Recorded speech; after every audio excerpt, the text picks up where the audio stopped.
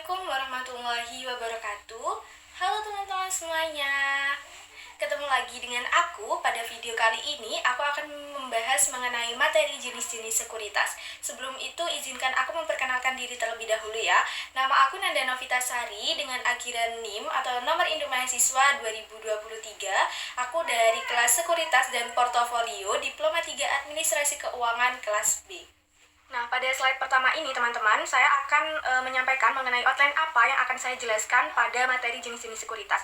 Nah, yang pertama saya akan menjelaskan mengenai pengertian sekuritas, yang kedua saya akan menjelaskan mengenai jenis-jenis sekuritas, yang ketiga saya akan menjelaskan mengenai fungsi dan peran sekuritas dalam investasi, yang keempat saya akan menjelaskan mengenai resiko berinvestasi dalam sekuritas, yang kelima saya akan menjelaskan mengenai tips memilih sekuritas, dan yang terakhir nantinya saya akan memberikan kesimpulan mengenai seluruh materi yang saya bawakan dalam video ini.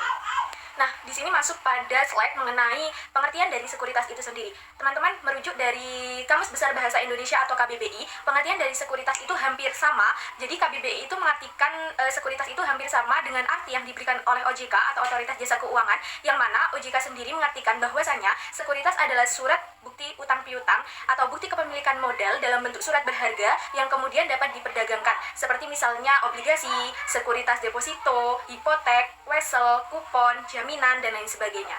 Nah, dari pengertian sekuritas yang kita peroleh dari KBBI atau Kamus Besar Bahasa Indonesia, ada arti sekuritas secara umum, teman-teman. Nah, secara umum sendiri, sekuritas itu diartikan sebagai instrumen finansial yang kemudian mewakili berbagai posisi kepemilikan saham dalam suatu perusahaan publik. Yang mana selain itu, sekuritas juga mencerminkan kepemilikan seseorang atas sesuatu badan usaha atau suatu aset yang dimiliki oleh individu atau perusahaan tersebut, teman-teman. Nah, pada slide ini, teman-teman, kita akan membahas mengenai jenis-jenis sekuritas, yang mana slide ini merupakan slide inti dari materi yang kita bawakan, yaitu jenis-jenis sekuritas. Nah, jenis-jenis sekuritas sendiri, teman-teman, itu dibagi menjadi dua. Yang pertama itu ada sekuritas pasar modal, dan yang kedua ada sekuritas pasar uang. Nah, sekuritas pasar modal sendiri, teman-teman, merupakan instrumen keuangan atau surat berharga yang diperjualbelikan dalam pasar modal, di mana itu mencakup seperti saham, obligasi, reksadana, derivatif, dan juga EBA atau efek beragunan aset.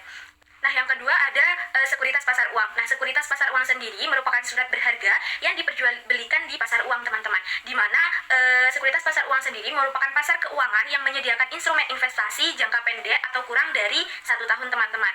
Nah, sekuritas pasar uang sendiri, sekuritas ini umumnya digunakan untuk memenuhi kebutuhan likuiditas jangka pendek pada perusahaan, bank, dan pemerintah. Pada slide ini kita akan membahas mengenai jenis-jenis sekuritas yang masuk pada sekuritas pasar modal, teman-teman. Nah, jenis-jenis sekuritas pasar modal sendiri yaitu ada saham, obligasi, reksadana, derivatif, dan efek beragunan aset. Di mana saham sendiri merupakan bukti kepemilikan suatu perusahaan yang memberikan hak atas dividen dan potensi keuntungan dari kenaikan harga saham. Nah, sedangkan untuk obligasi sendiri, teman-teman, obligasi merupakan surat utang yang diterbitkan oleh perusahaan atau pemerintah untuk meminjam dana dari investor dengan janji pembayaran bunga dan pokok dengan tepat waktu, teman-teman. Nah, sedangkan untuk reksadana sendiri, teman-teman, reksadana ini merupakan investasi kolektif yang mana dikelola oleh manajer investasi yang mengumpulkan dana dari banyak investor, teman-teman. Nantinya itu digunakan untuk diinvestasikan dalam berbagai instrumen keuangan. Nah, yang selanjutnya itu kita akan membahas mengenai derivatif. Nah, derivatif sendiri merupakan kontrak yang nilainya itu tergantung pada nilai aset atau aset dasar atau underlying aset seperti opsi atau futures.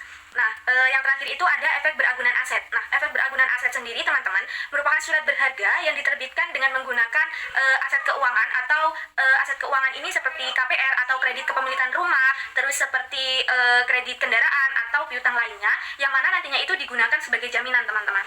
Nah, selanjutnya kita akan membahas mengenai jenis-jenis sekuritas pasar uang. Nah, apa saja sih sekuritas pasar uang itu? Jadi, sekuritas pasar uang itu mencakup surat berharga komersial, sertifikat deposito, repurchase agreement, dan deposito berjangka. Nah, surat berharga komersial sendiri merupakan surat utang jangka pendek yang diterbitkan oleh perusahaan untuk memenuhi kebutuhan modal kerjanya.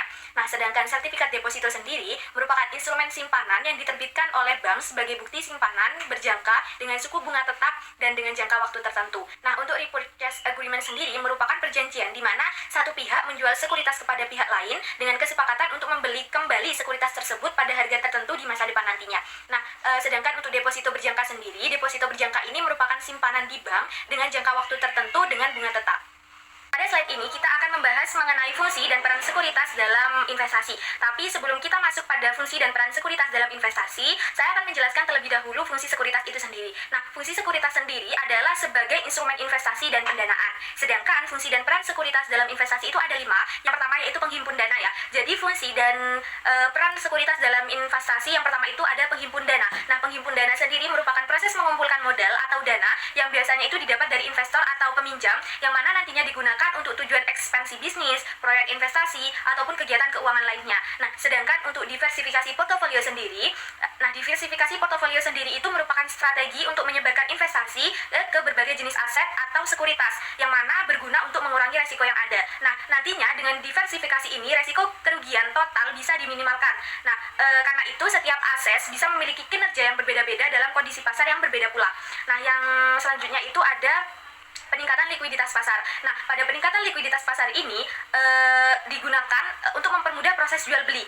Nah, jual beli apa? Jual beli aset. Nah, jual beli aset tanpa mempengaruhi harga aset secara signifikan. Nah, dalam likuiditas pasar yang tinggi, nantinya akan memastikan bahwa investor dapat membeli atau menjual aset dengan harga yang wajar dan dalam waktu yang relatif cepat. Nah, yang selanjutnya ada pengelolaan resiko. Dalam pengelolaan resiko ini digunakan untuk proses mengidentifikasi, mengevaluasi, dan memprioritaskan resiko dengan yang berguna untuk meminimalkan dampak negatif dari ketidakpastian.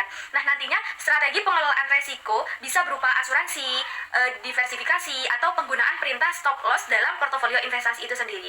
Nah, yang terakhir itu ada meningkatkan keuntungan investor. Dalam meningkatkan keuntungan investor sendiri ini nanti mengacu pada strategi-strategi yang bertujuan untuk memaksimalkan keuntungan bagi investor. Nah, dalam hal ini nantinya akan melibatkan pemilihan aset yang berkinerja tinggi, pengoptimalan strategi investasi, dan juga penyesuaian terhadap pasar serta toleransi risiko investor. Nah, pada slide kali ini kita akan membahas mengenai resiko berinvestasi dalam sekuritas. Nah, resiko berinvestasi dalam sekuritas sendiri itu ada 3. Nah, apa sih fluktuasi pasar itu? Nah, fluktuasi pasar sendiri itu merujuk pada perubahan harga pasar yang dapat terjadi karena berbagai faktor eksternal, seperti kondisi ekonomi, politik, ataupun perubahan dalam sentimen pasar. Nah, fluktuasi pasar ini bersifat jangka pendek maupun jangka panjang. Nah, seringkali dipengaruhi oleh faktor global juga. Nah, sedangkan untuk resiko kredit sendiri, resiko kredit ini nantinya berhubungan dengan kemungkinan bahwa pihak yang meminjam dana atau emiten atau penerbit sekuritas ini tidak dapat memenuhi kewajibannya.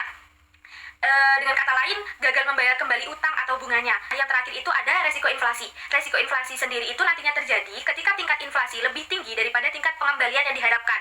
Nah, inflasi sendiri mengurangi daya beli uang, yang berarti nilai real dari pengembalian investasi bisa lebih rendah dari yang diharapkan. Nah, slide ini membahas mengenai tips memilih sekuritas. Nah, tentu ada beberapa tips dalam memilih sekuritas itu sendiri. Kenapa kita harus memastikan sebelum kita memilih sekuritas? Jadi, setiap perusahaan sekuritas itu nantinya akan memiliki berbagai layanan untuk dapat menarik investor. Tetapi, investor juga harus memiliki banyak pertimbangan sebelum memilih perusahaan sekuritas yang akan dipilih. Nah, apa saja sih tips memilih sekuritas? Tips yang pertama, kita harus memilih perusahaan sekuritas yang nama perusahaan tersebut sudah terdaftar di OJK. Kenapa? Karena perusahaan sekuritas yang namanya sudah terdaftar di OJK itu telah mendapat izin melalui laman resmi OJK. Jadi transaksi yang nantinya digunakan itu pasti aman. Yang kedua yaitu kemudahan bertransaksi. Kenapa kita harus memilih tips ini? Karena pada masa ini itu bisa dibilang hampir seluruh perusahaan menerapkan sistem jual belinya secara online. Nah, dengan itu kita sebagai investor harus mempertimbangkan hal ini sebelum akhirnya memilih perusahaan sekuritas tersebut.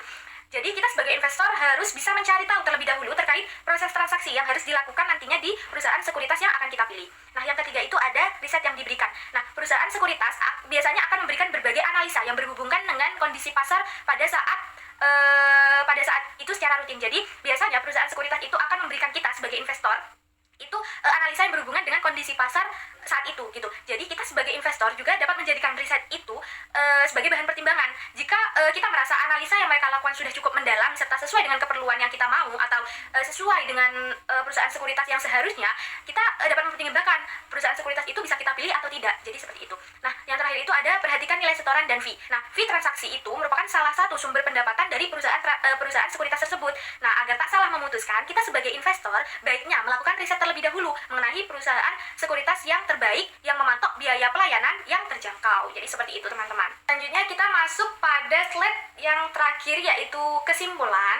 Nah, mungkin itu materi yang bisa saya sampaikan pada video kali ini mengenai jenis-jenis sekuritas. Kurang lebihnya saya mohon maaf apabila ada kesalahan mengenai materi-materi yang saya bawakan atau ada kekurangan, saya mohon maaf yang sebesar-besarnya. Akhir kata dari saya, wassalamualaikum warahmatullahi wabarakatuh.